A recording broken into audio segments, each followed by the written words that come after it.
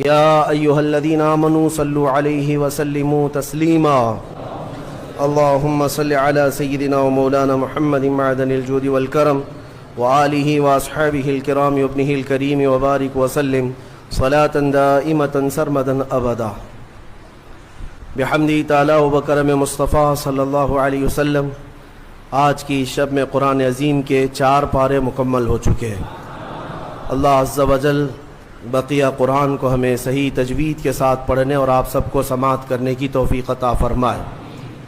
عزیزان گرامی، آج ہم نے سورہ آل عمران کی مکمل تلاوت کر لی اور پھر اس کے ساتھ ہی سورہ نساء کی بھی کچھ آیتیں تلاوت ہوئیں. سورہ بقرہ کے بعد بڑی صورتوں میں سورہ آل عمران ہے. آل عمران اس کا کیا مطلب ہے؟ عمران کون ہے؟ یہ آل کون ہے؟ یہ حضرت عیسیٰ علیہ السلام کے نانا، ان کا نام عمران تھا، یعنی حضرت بی بی مریم کے والد. حضرت عیسیٰ علیہ السلام کی ماں ہے سیدہ بی بی مریم. حضرت مریم کے والد تھے عمران. ہوا یہ تھا کہ عمران اور ان کی بیوی حنہ، یہ دونوں لا ولد تھے، اولاد نہیں تھی. کافی سالوں تک، یہاں تک کہ ان کا بڑھاپا آ گیا، ان کو اولاد نہیں تھی. کس کو؟ عمران اور حنہ کو. ایک دن حضرت حنہ نے اللہ تعالیٰ کی بارگاہ میں اپنے بڑھاپے کے زمانے میں یہ نذر کر لیا، منت کر لیا کہ اے اللہ، تو مجھے اگر بیٹا دے گا تو میں تیرے گھر بیت المقدس کے لیے وہ بیٹا وقف کر دوں گی. انی نذرت لک ما فی بطنی محررا فتقبل منی. یہ کون؟ عمران کی بیوی حضرت حنہ، حضرت عمران کی بیوی حنہ. انہوں نے نذر کیا، منت کیا. یہاں سے نذر کرنا اور منت کرنا قرآن پاک سے ثابت ہے، لیکن منت کا وہ طریقہ نہیں جو آپ نے ایجاد کر لیا کہ کہیں تالا لگا دیں گے اور دھاگا باندھ دیں گے تو منت ہو گئی.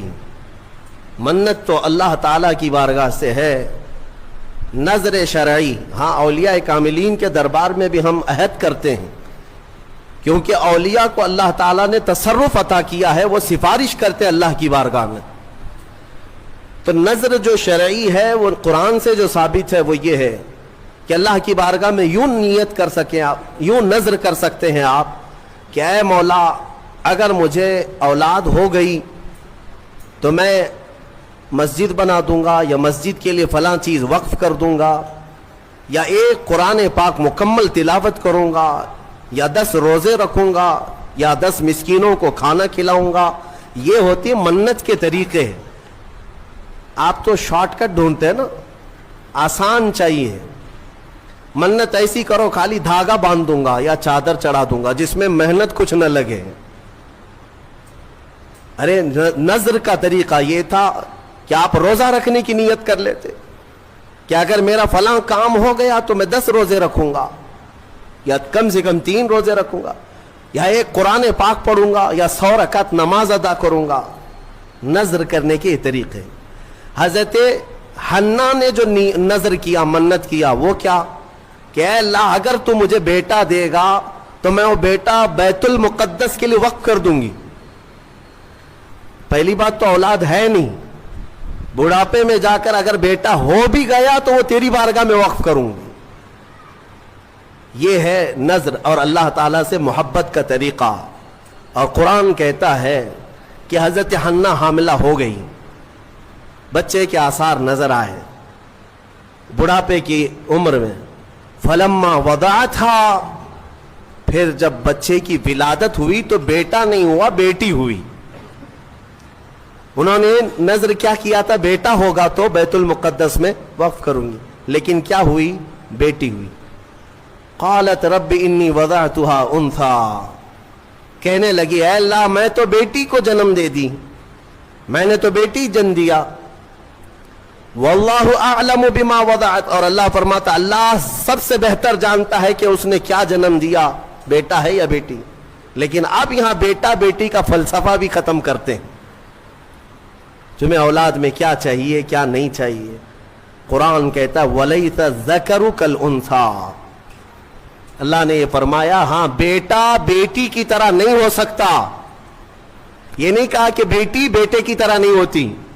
قرآن کہتا ہے بیٹا بیٹی کی طرح نہیں ہو سکتا. بیٹی پیدا ہونے پر جو ناک بھون سکیڑتے ہیں, بعض کے تو گھروں میں طلاق کی نوبت آ جاتی ہے. ظالم ہیں وہ لوگ. ان کو بیویوں سے یا عورتوں سے شادی نہیں کرنی چاہیے, کسی روبوٹ سے یا مشین سے کرنی چاہیے. کیا یہ بیٹا اور بیٹی پیدا کرنا تمہارے ہاتھ میں, شوہر کے ہاتھ میں یا بیوی کے ہاتھ میں؟ یا اللہ تبارک و تعالی قادر مطلق کے فیصلے ہیں, وہ جسے جو چاہے عطا کرے. رب تبارک و تعالی کسی کو بیٹا دیا کسی کو بیٹی دیا. اور یہ جہالت کے رسم کو ختم کریں اپنے گھروں سے. بیٹی ہو گئی تو کیا ہوا, ارے اس کی نسل کیسے چلے گی. یہ جہالت سب سے زیادہ عورتوں میں پائی جاتی ہے. عورتوں میں تانے مارنا ان عورتوں کو جن کے ہاں بیٹیاں ہوتی ہیں. یہ ایک ہوئی, اچھا 2 ہوئی بیٹیاں, 3 ہوئی, 4 ہوئی بیٹیاں.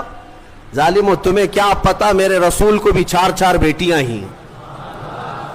رسول کریم صلی اللہ تعالی علیہ وسلم کو اللہ نے 4 بیٹیاں دیا, بیٹے بھی دیا, لیکن بیٹے کوئی حیات نہیں رہے. اور جو نسل میرے مصطفیٰ کی چلی وہ بیٹی سے ہی چلی. آج بھی پوری دنیا میں سادات جو ہیں وہ کس کی اولاد میں سے ہیں؟ وہ سیدہ کائنات فاطمہ الزہرا کی اولاد میں سے. بیٹی کے لیے عیب نہ سمجھو میرے عزیزو. حضور اکرم صلی اللہ تعالی علیہ وسلم اپنے صحابہ کے ساتھ کسی طرف جا رہے تھے. رات کا وقت تھا. رات کے وقت میں ایک گھر کے اوپر آسمان سے روشنی پڑ رہی ہے. صحابہ دیکھتے کھڑے رہ گئے. کوئی خاص روشنی ہے جو اسی گھر پر پڑ رہی تھی, جس کو کہتے ہیں کہ نور کا حالہ ہے. صحابہ رک گئے اور پوچھا یا رسول اللہ صلی اللہ علیہ وسلم, سارے محلے میں یہ ایک ہی گھر پر آسمان سے ایک عجیب روشنی پڑ رہی ہے, کیا ہے, کس وجہ سے؟ نبی پاک صلی اللہ تعالی علیہ وسلم نے فرمایا جاؤ اس گھر سے معلوم کرو. اس گھر میں 2 چیزوں میں سے ایک ہوگی, یا تو وہ لوگ کسی یتیم بچے کی پرورش کر رہے ہوں گے یا آج ہی ان کے گھر میں بیٹی کی پیدائش ہوئی ہوگی.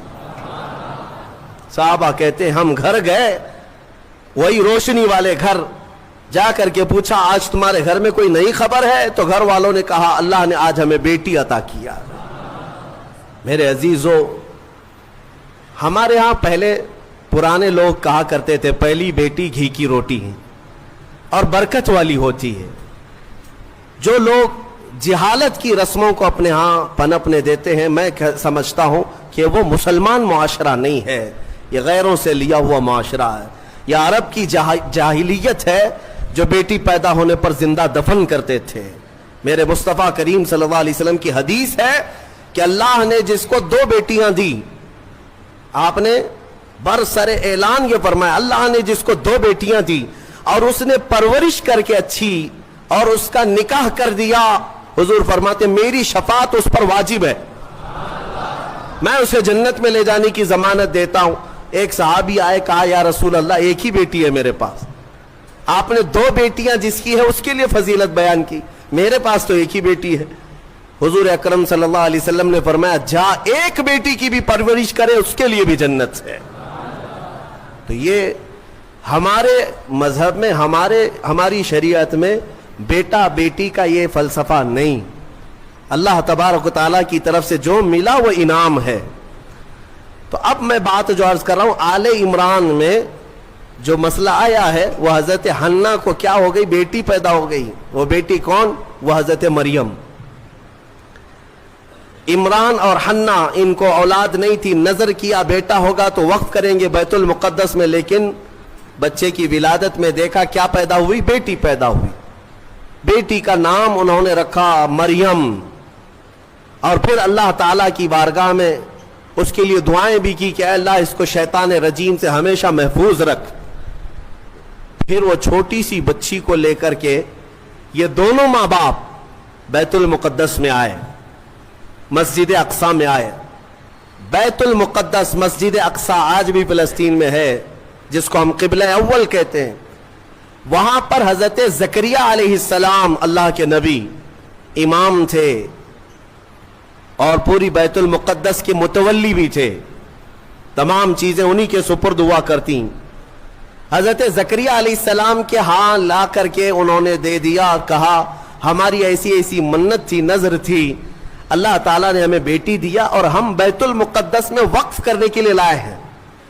حضرت زکریا علیہ السلام نے بیٹی کو لے لیا۔ اب میں آپ کو بتاؤں، زکریا علیہ السلام کی عمر بھی کافی ہو چکی تھی، بال سفید ہو چکے تھے اور ان کو بھی اولاد نہیں تھی، زکریا علیہ السلام کو بھی اولاد نہیں تھی، بڑھاپا ان کا بھی تھا۔ آپ نے بیٹی کو گود لے لیا اور بیت المقدس میں رکھ دیا، کہا کہ ٹھیک ہے جاؤ، تمہاری منت پوری ہو گئی، میں اس کی پرورش کرتا ہوں۔ یہ حضرت بی بی مریم کی پرورش اللہ کے گھر میں ہو رہی ہے۔ ایک محراب خاص کر دیا گیا بی بی مریم کی تربیت کے لیے، ایک نماز پڑھنے کے جیسے محراب ہے، ایک محراب حضرت بی بی مریم کا مسجد اقصی میں خاص ہو گیا۔ میں کیوں محراب کا ذکر کر رہا ہوں، توجہ چاہتا ہوں، قرآن میں اس محراب کا ذکر آیا ہے، اس محراب کا ذکر آیا ہے۔ بی بی مریم کو اس محراب کے اندر رکھا گیا، وہ آج بھی بیت المقدس میں موجود ہے، محراب مریم، اس کو محراب مریم کہتے ہیں، آج بھی ہے، وہاں پرورش کے لیے رکھا گیا۔ ارے دودھ پیتی بچی، اور اس کے بعد جب بڑھنے لگی تو کئی دن تک آپ نے پرورش فرمائی، سال 2 سال تک، تو 2 سال کے قریب غالباً ان کی عمر تھی حضرت بی بی مریم کی۔ اب قرآن کہتا ہے کلما دخل علیہا زکریا المحراب وجد عندہا رزقا، جب جب حضرت زکریا مریم کے محراب میں جاتے تو الگ الگ قسم کے پھل وہاں پر دیکھتے تھے، بے موسم کا پھل، آم کا سیزن نہیں آم موجود ہے، انگور کا موسم نہیں انگور موجود ہے،